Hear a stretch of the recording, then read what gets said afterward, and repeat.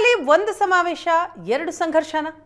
Hassan CM ಸಮಾವೇಶಕ್ಕೂ ಮುನ್ನ ಶೀತಲ ಸಮರ ನಡೀತಾ ಇದೆಯಾ? ಬೆಂಗಳೂರಿನ ಸಭೆಗೆ ಗೈರು, ಮೈಸೂರು ಸಭೆಗೆ ಹಾಜರು.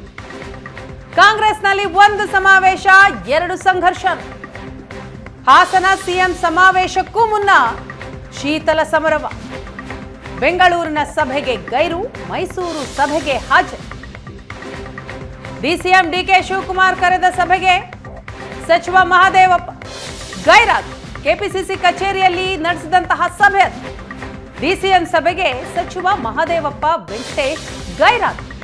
ಹಾಸನದಲ್ಲಿ 5ರಂದು ನಡೆಯುವ ಸ್ವಾಭಿಮಾನ ಸಮಾವೇಶ, ಮೈಸೂರಿನ ಕಾಂಗ್ರೆಸ್ ಕಚೇರಿಯಲ್ಲಿ ಸಮಾವೇಶದ ಕುರಿತು ಸಭೆ ಮಾಡಲಾಯಿತು.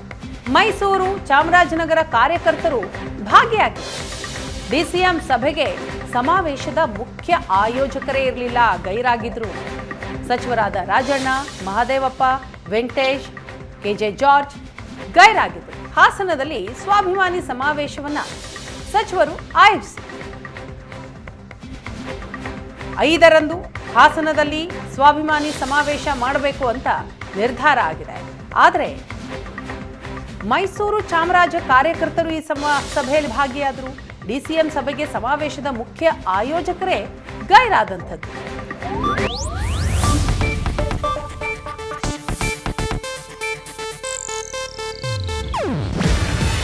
ಇದು ಏಷ್ಯಾನೆಟ್ ನ್ಯೂಸ್ ನೆಟ್ವರ್ಕ್ ಪ್ರಸ್ತುತಿ. ನೀವು ನೋಡ್ತಿದ್ದೀರಾ ಏಷ್ಯಾನೆಟ್ ಸುವರ್ಣ ನ್ಯೂಸ್.